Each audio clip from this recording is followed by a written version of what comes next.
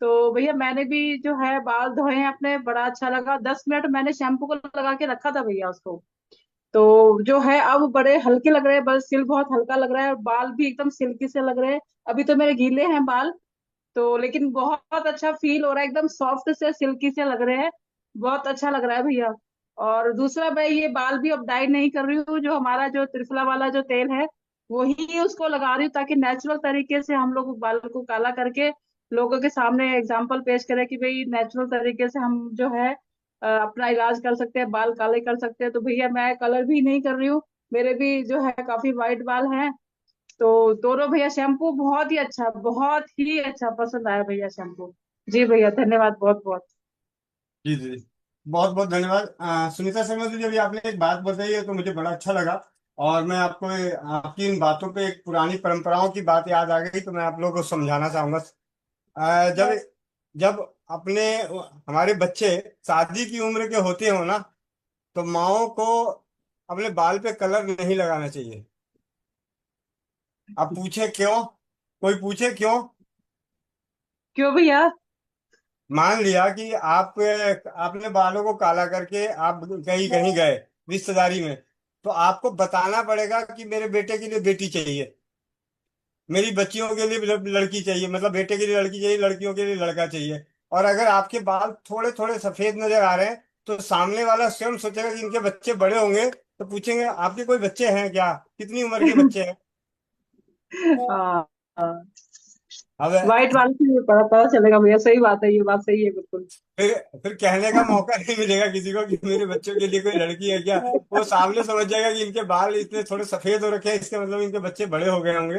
तो पूछ लेते हैं आपका लड़का है या लड़की है, क्या करता है। तो बातों में भैया बात वो बन। लड़...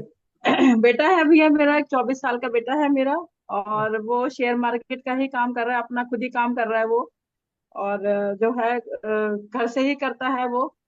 और उसके लिए मेरे पापा भी जो है कह रहे हैं कि उसकी जल्दी शादी करो, ताकि मैं जो एक मायरा जैसे भात हम भरते हैं, तो कहते हैं कि मैं जो है भात भरना चाहता हूँ मैं, क्योंकि जो है मेरे जाने के बाद तो कौन भरेगा, तो जो है मैं उसकी शादी जल्दी से कर दो। तो हम लोग चल रही है कोशिश, काम उसका सेट हो जाए और टाइम पे बच्चों की, क्योंकि आजकल बच्चों की टाइम पे शादी होना बहुत जरूरी है।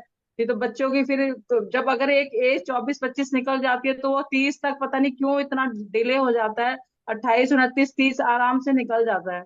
तो हम खुद चाहते हैं कि हमारे बच्चे की शादी टाइम पे हो जाए। तो इसलिए भैया कोशिश यही है कि उसका काम सेट हो जाए, वो अपना काम खुद ही कर रहा है, अपने तरीके से कर रहा है। जी भैया। बहुत बढ़िया। चलिए, तो बातों बातों में बात याद आई, तो मैंने समझ जैसे सफेद बाल देखेंगे कोई, ये थोड़े से बाल सफेद है सुनीता शर्मा नहीं दीदी के। भैया, अब तो मैंने डिसाइड किया है कि कलर नहीं करूंगी बिल्कुल भी। मैं मतलब जाती रहती हूँ, जैसे फ्रेंड्स वगैरह की भी जाती हूँ, तो सब मेरे को पूछते हैं, तो मैंने कहा नहीं, मेरा खुद का ही चल रहा है। देसी मेरा नुस्खा चल रहा है, मैं वही करूंगी। तो मेरे को सब बोलते हैं पहले आपका रिजल्ट आ जाए तो फिर हम आपसे लेंगे। तो और मैं बेटा भी, मेरे को बेटे से पूछती हूँ, बेटा अच्छा नहीं लग रहा है, बाल काले कर लूं क्या? कहता मम्मी अगर आपको लोगों को प्रूफ देना है तो आपको ये बाल काले नहीं करने हैं, क्योंकि आप तभी प्रूफ दोगे जब आप खुद के ऊपर रिजल्ट आएगा, लोग आपको पर तभी बिलीव करेंगे। तो भैया मैंने 1 महीने से बिल्कुल भी कलर नहीं किया, जो कलर पहले था वो निकल रहा है मेरा। और अब मैं अपना त्रिफला का तेल ही लगा रही हूँ, और अपना जो आज आपने शैम्पू जो भेजा है वो भी मैं उसको मैंने यूज किया, बहुत ही अच्छा शैम्पू है भैया। आपने तो हमारे बारे न्यारे कर दिया भैया, इतनी चीजें सिखा दी है, हमारा जीवन बना दिया। मतलब जैसे जैसे हम चीजें बनाते रहते हैं, वैसे वैसे हमारे अंदर कॉन्फिडेंस आता ही रहता है।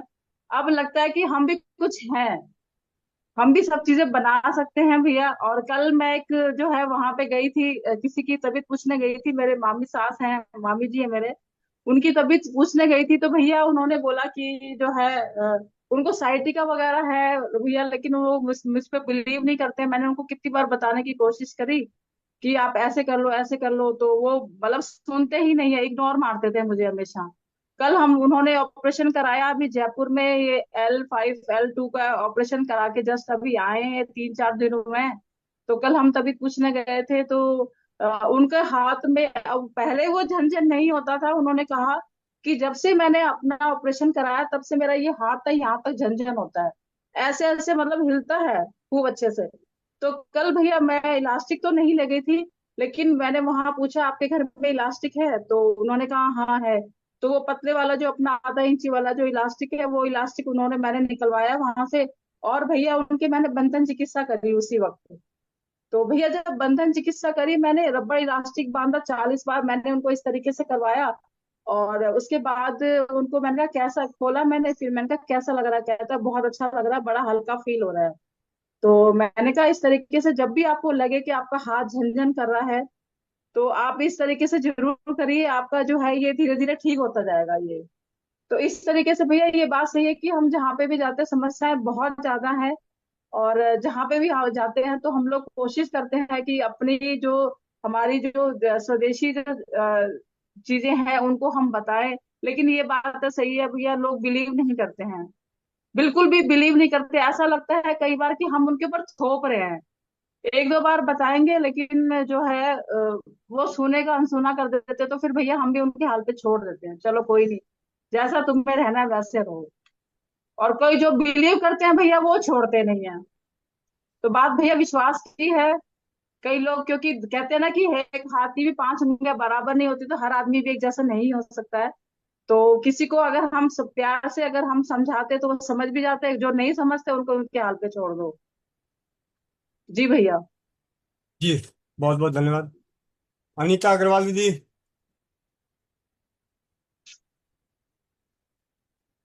मातरम भैया। वंदे मातरम। मैं मैं पहली बार, जैसे मैं 1 महीना हो गया आप ऐसे देखते हुए।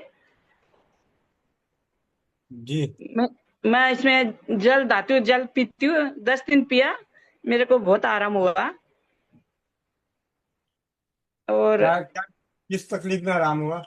मेरा ना रात को जैसे 2-3 बजे का बाइटा बहुत आता पाँव में है। और जैसे कूनी में बहुत दर्द होता। फोन और करते ना तो कूनी में, हाथ में, कलाई में, तो वो सब मेरा दर्द चला गया है धातु जल से। बहुत बहुत धन्यवाद। हाँ, और मेरा हेयर भी बहुत व्हाइट हो रखा। और मेरा ना पीठ पूरी काली हो रखी है अभी। तो मैं सिलीगुड़ी से हूँ, नीतू दीदी से मैं ब्यूटी क्रीम मंगवाई थी। जी। तो ब्यूटी क्रीम लगा रही हूँ, पता नहीं चल रहा मेरे को, क्योंकि मेरे को ना डॉक्टर ने ऐसे सनस्क्रीन भी लगाने दे रखा, फेस में भी मेरा देखिए काला काला है, या काला हो गया सब, या तिल जैसा हो रखा है। हम्म। तो पूरा खुजली हो रखा, डॉक्टर ने एक इंजेक्शन दे रखा, 2 टैबलेट दे रखा, खुजली बहुत ज्यादा हो गई थी। और माथा में छोटा छोटा गांठ जैसी हो गई थी। तो डॉक्टर ने इंजेक्शन देना ठीक हो गया, लेकिन अभी थोड़ा खुजली आता। 3 महीना की दवाई दे रखा है, 1.5 महीना हो गया दवाई खाते हुए। तो उसके लिए क्या करे, बहुत फेस में ना कभी हल्का लगता, कभी ज्यादा लगता, सनबर्न जैसा हो रखा है। कोई बात नहीं, चिंता ना करें, बहुत जल्दी सनबर्न की क्रीम भी बनाने वाले हैं नेचुरल। और मैंने आई ड्रॉप भी डाला था, नीतू दी से ली थी। डॉक्टर ने दे रखा था, ड्राई आंख है उसमें डालने का, मैं 1 महीना डाल के फिर अब वाली डाली आंख में, अब बहुत आराम है। बहुत और बहुत। कल मैंने अमृत धारा बनाया, आपका देख के, पता नहीं कैसा हुआ, कब शुरू करा, मैंने कल देख के अमृत धारा बनाया। कैसा है? उंगली लगा के चाट के देख लीजिए। मैं अभी देख के बनाई हूँ, लेकिन कुछ करी नहीं। अभी उंगली थोड़ा सा उंगली पे एक बूंद लेके उसको जीभ पे लगा लीजिए। इसमें ये पेट और में पानी में लेने का ना भैया? हाँ, पुदीन हरा की गोली पानी में घोल के पीते हैं क्या?